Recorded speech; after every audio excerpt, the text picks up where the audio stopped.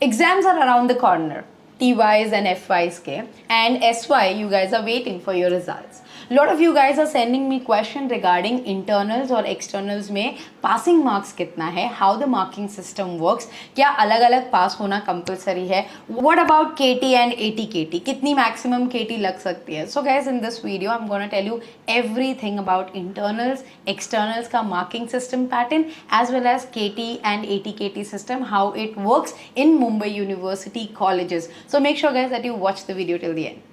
Hi guys, this is Pooja Gupta. Welcome to Media Mentor. If you're here on my channel for the first time, I make a lot of informative videos for students, so make sure that you subscribe to my channel. First, let us understand what is internals and why it is called as internal exams. Internals exam इसलिए because या तो वो ongoing semester में exam लिया जाता है, classroom में written होते हैं, PPTs, वाइवास, depend on subject teacher and college to college internal exam pattern vary करता है. Some will take vivas, somebody will tell you to make presentation, projects, and some will give you 25 marks का paper. Like you know, some topics they will tell you to study, उसमें से 3 से 4 question आपको पूछेंगे और internals आपका over हो जाएगा. Now Mumbai university gives 75-25 pattern, which means 25 marks जो है वो आपका इंटरनल मार्किंग सिस्टम है Mumbai university colleges, affiliated colleges के सेल्फ फाइनेंस कोर्सेज, और वो सबको मैंडेटरी फॉलो करना है. अब 25 मार्क्स का जो बाइफर्गेशन होता है वो 5 मार्क्स जो होता है मैंडेटरी आपके क्लास पार्टिसिपेशन और अटेंडेंस को दिया जाता है. रेस्ट 25 मार्क्स जैसे भी फैकल्टी चाहे या फिर कॉलेज डिसाइड उसके हिसाब से आपका इंटरनल एग्जाम होता है. Now few colleges keep this exam for 30 marks and 40 marks as well. 40 marks जैसे कि जय हिंद कॉलेज ऑटोनॉमस कॉलेज है, affiliated with Mumbai university, but they take internals of 40 marks, which is according to me is a good thing. But again अगर teachers का favouritism वगैरह नहीं हो तो मुंबई यूनिवर्सिटी पहले 50-50 पैटर्न फॉलो करता था फॉर सेल्फ फाइनेंस कोर्सेज, मतलब कि 50 आपका एक्सटर्नल एंड 50 आपका internals. But when they started seeing कि भाई जो मीडियोकर कॉलेजेस है एंड टीचर के फेवरेटिज्म के चलते बच्चों को आउट ऑफ 50 45 मिल रहा है, 40 मिल रहा है, and in colleges which are top grade colleges वहाँ पे बच्चे स्ट्रगल कर रहे हैं to get internal marks, which is out of 40 they are able to score only 30-35. तो इस रीजन से उन्होंने क्या किया, इंटरनल जो कि कॉलेज और पर्टिकुलर फैकल्टी के हाथ में है उस मार्क्स को काफ़ी कम कर दिया, 25 मार्क्स बना दिया. So this is how the internal marking is there. Now internal marking का जो पासिंग मार्क है वो है 10. एक्सटर्नल में आप कितना स्कोर कर रहे हो उससे इंटरनल्स के मार्क्स को कोई फर्क नहीं पड़ता है. रीजन इज उसको कंबाइन करके आपका 100 आउट ऑफ होगा, बट इंटरनल्स में पास होने के लिए आपको 25 आउट ऑफ 10 मिनिमम लाना ही है. अगर 10 से कम आप लाते हो तो आपको इंटरनल्स में भी केटी लगती है.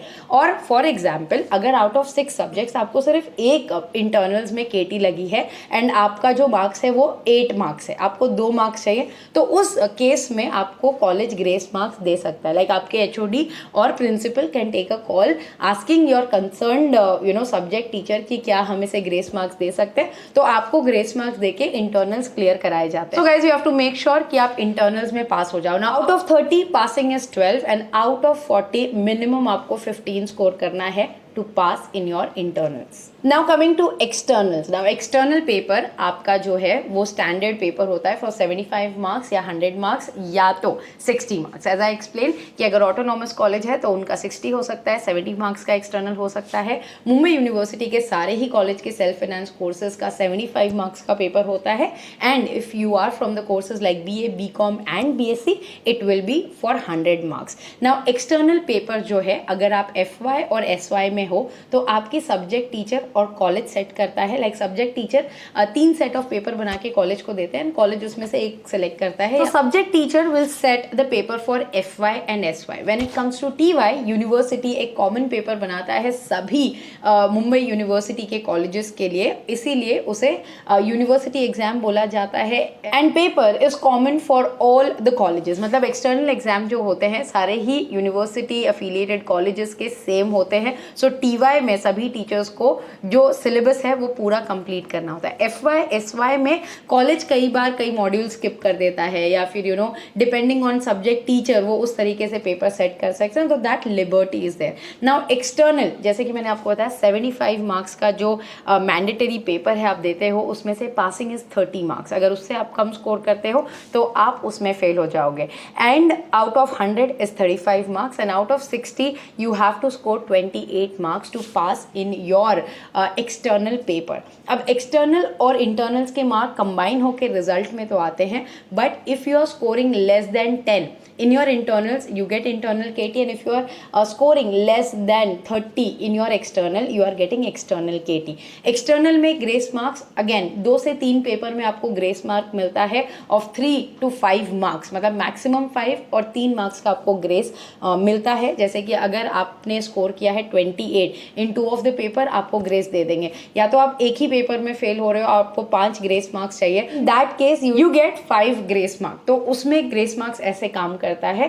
So this was your internal and external. Now let's talk about KT, which is the most important thing for all the students, कि कितनी maximum KT आपको लग सकती है and कितने आप कैरी फॉरवर्ड कर सकते हो। So जैसे कि फॉर एग्जाम्पल सेम 1 जो कि आपका भी होने वाला है, 6 पेपर में से अगर आपको 2 से 3 KT लगी है, तो आपको सेमेस्टर 2 के पहले जैसा KT पेपर का जो डेट आता है उसमें आपको क्लियर करना होता है। उसमें अगर आपको 2 KT है, 3 KT है, 4 KT है, that's all right in your SEM 1, but you have to clear it before your SEM 2 exam starts. आपके KT पेपर होंगे, उसमें आपको क्लियर करना है। Now when SEM 2 happens, अगर आपने जो आपकी 2 या 3 KT है वो क्लियर कर ली और SEM 2 में आपको 1 या 2 KT लगी, then you will be promoted to second year.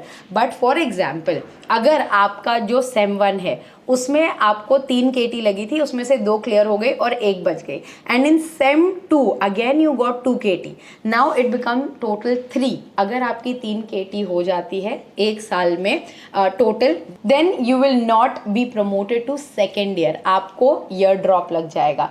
सो अगर इन टोटल आपकी 2 से ज़्यादा KT है तो आपको सेकेंड ईयर में जाने नहीं मिलेगा and you will get a year drop. तो आपकी in total in a year 2 से ज़्यादा KT नहीं हो सकती। In extreme cases there are colleges those who allow 3 KT, मतलब 2 के जगह आप अगर 3 टोटल पेपर में फेल हो रहे हो SEM 1 एंड SEM 2 मिला के, then you can carry that KT to your second year, but उससे ज़्यादा कोई भी कॉलेज अलाउ नहीं करेगा। So maximum total KT needs to be less than 3। And now talking about internal and external, जो कि मैं आप सबको समझाते आ रही हूँ, आपको अलग अलग पास होना है। अगर आपको इंटरनल्स में भी KT लगती है तो वो काउंट एज 1 KT होती है। समझ लो आपको इंटरनल्स में KT लगी 1 और आपको एक्सटर्नल में KT लगी 2, स्टिल आपको ईयर ड्रॉप लग सकता है। So you have to be very particular कि भाई 2 से ज़्यादा KT आपको नहीं लगने, because maximum colleges will follow the pattern of not more than 2 KTs, which is internal external मिला के अलग अलग, और दोनों में KT लगती है। So guys be careful, specially for all the self finance courses. I am saying this. Hope आपको ये KT सिस्टम समझ गया होगा। फिर भी अगर कोई क्वेश्चन है प्लीज कमेंट बॉक्स में लिख दो, I will help you with the answers. I hope guys the video was informative. Thanks for watching and stay tuned for a lot of such informative videos on Media Mentor. Don't forget to like, share and subscribe.